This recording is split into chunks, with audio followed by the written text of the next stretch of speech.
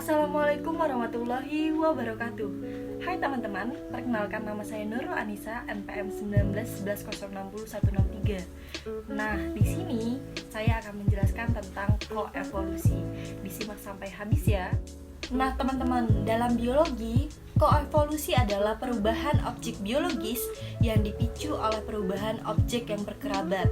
Koevolusi dapat berlangsung pada banyak tingkatan biologis, bisa jadi semikroskopis, mutasi-mutasi berkorelasi antara asam amino pada protein, atau semakroskopis, sifat-sifat berkovariasi antar spesies-spesies berbeda dalam suatu lingkungan. Nah teman-teman, ada kemungkinan virus dan inangnya telah berkoevolusi dalam berbagai skenario. Koevolusi utamanya adalah konsep biologi, namun sudah diaplikasikan secara analogi dalam bidang seperti ilmu komputer dan astronomi. Selanjutnya teman-teman, kita masuk ke poin-poin koevolusi. Poin dalam koevolusi yaitu ada dua. Yang pertama model, yang kedua contoh spesifik. Yang pertama adalah model. Suatu model koevolusi adalah hipotesis Lake-Van Valen yang menyatakan bahwa suatu sistem evolusi dituntut perkembangan berkelanjutan semata-mata untuk menjaga fitnessnya terhadap sistem-sistem yang ikut berkoevolusi. Mempertegas peran penting konflik seksual, teori Lode menjelaskan peran interaksi-interaksi antagonis dalam evolusi, memunculkan suatu konsep koevolusi antagonis. Strategi percabangan koevolusi untuk dinamika populasi aseksual di lingkungan yang sumber dayanya terbatas telah dimodelkan dengan menggunakan persamaan Lotka-Volterra yang diperluas. Selanjutnya masuk poin kedua yaitu contoh spesifik. Nah, yang pertama contoh spesifiknya adalah hummingbird dan bunga ornithopilus.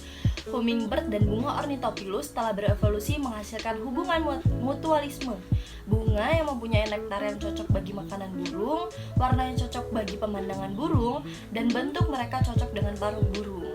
Waktu berbunga juga ternyata bersamaan teman-teman dengan breeding seasonnya bunga hummingbird.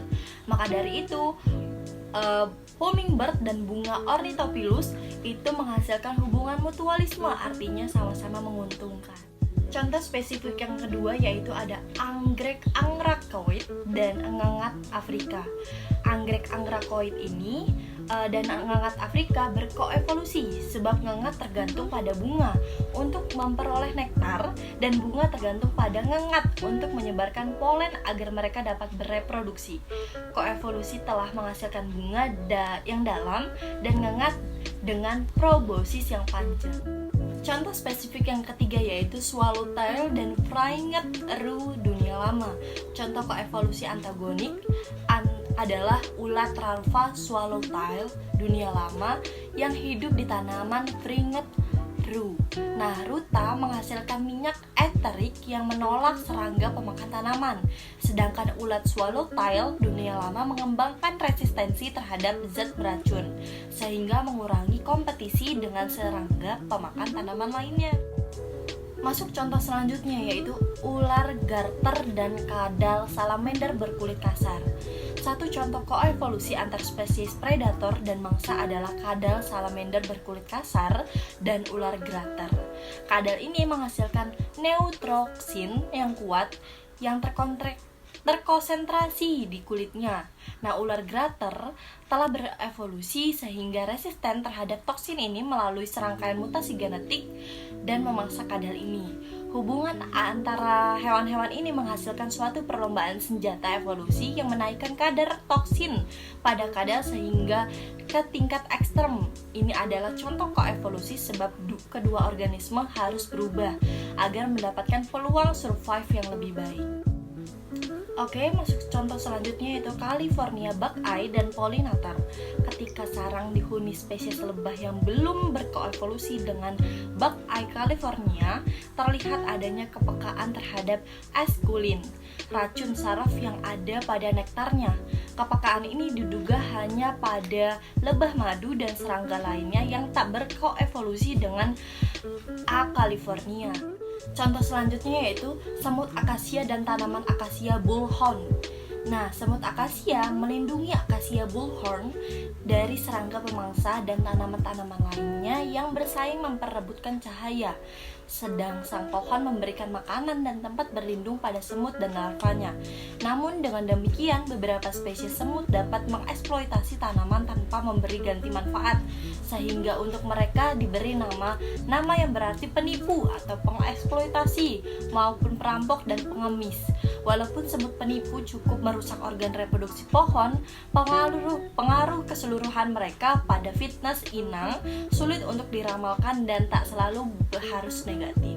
Nah, teman-teman, masuk ke contoh yang terakhir, yaitu ngengat yuka dan tanaman yuka.